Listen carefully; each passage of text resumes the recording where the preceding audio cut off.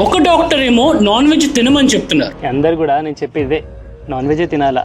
ఇంకొక డాక్టర్ ఏమో non veg తింటే మీకు క్యాన్సర్ వస్తుందని చెప్తున్నారు. నాన్ వెజ్ తినడం అనేది క్యాన్సర్ కి దారి తీస్తుంది. తప్పకుండా మనకు అవసరం లేదు. వీళ్ళిద్దరిలో ఎవరు చెప్పింది కరెక్ట్, ఎవరిని నమ్మాలి? Animal protein versus plant protein, ఇది తరతరాల నుంచి యుగాల నుంచి ఈ యుద్ధం నడుస్తూనే ఉందన్నమాట. జనాలు దీన్ని చూసి పీపుల్ ఆర్ గెటింగ్ కన్ఫ్యూజ్డ్ అన్నమాట. ఈ సోషల్ మీడియాలో ఈ మధ్యన ఒక రీల్ లో ఇది మంచిది అని చెప్తే ఇంకొక రీల్ లో అదే ఫుడ్ మంచిది కాదని చెప్తున్నారు. పర్సనల్ గా నేను ఇప్పుడు నాన్ వెజ్ బాగా తగ్గించేసాను అనమాట. ఎందుకంటే నాకు ఇన్ఫ్లమేషన్ అనేది క్రియేట్ అవుతుంది కాబట్టి వారానికి ఒక రోజు 2 రోజులు తీసుకుంటున్నాను. బట్ ఇక్కడ నేను డాక్టర్ విక్రాంత్ సింగ్ గారిని ఖచ్చితంగా ఆయన చెప్పింది కరెక్ట్ అని చెప్తాను.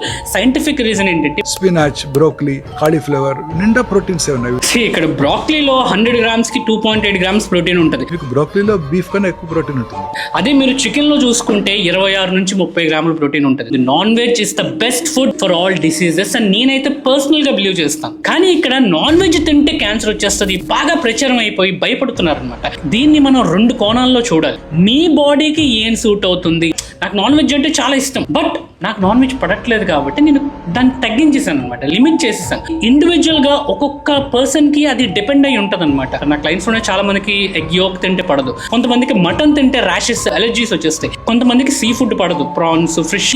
మీ బాడీ కండిషన్ కి ఏది బెటర్ గా సూట్ అవుతుంది, ఇది బెటర్ గా డైజెస్ట్ అవుతుంది, మీ బాడీకి ఏది ఎక్కువ ఇన్ఫ్లమేషన్ ఇవ్వట్లేదు, దాన్ని మీరు చూస్ చేసుకోవాలి. ఫర్ ఎగ్జాంపుల్ విరాట్ కోహ్లీ గారు ఒకప్పుడు విపరీతంగా నాన్ వెజ్ తినేవారు. సడన్లీ స్టాప్ నాన్ వెజ్ అనమాట. హెల్త్ ఇష్యూ ఏదో ఉండి వాళ్ళ డాక్టర్స్ చెప్పారు నాన్ వెజ్ మానేయండి. విరాట్ కోహ్లీ మానేశాడని చెప్పి మీరు కూడా మానేయాలని నేను చెప్పట్లేదు. ఫుడ్ ఇంటాలరెన్స్ టెస్ట్ అనేది ఒకటి ఉంటుంది. సో అది ఒకసారి చేయించుకోండి. చేయించుకున్న తర్వాత అసలు మీ బాడీకి నాన్ వెజ్ సూట్ అవుతుందా, వెజ్ సూట్ అవుతుందా అనేది మీరు ఫస్ట్ తెలుసుకోండి. వెజిటేరియన్ తింటే మీకు క్యాన్సర్లు, ఏ జబ్బులు రావు, మీరు హెల్దీగా 100 ఏళ్ళు బతికేస్తారని ఏదైనా స్టడీ ఉందా?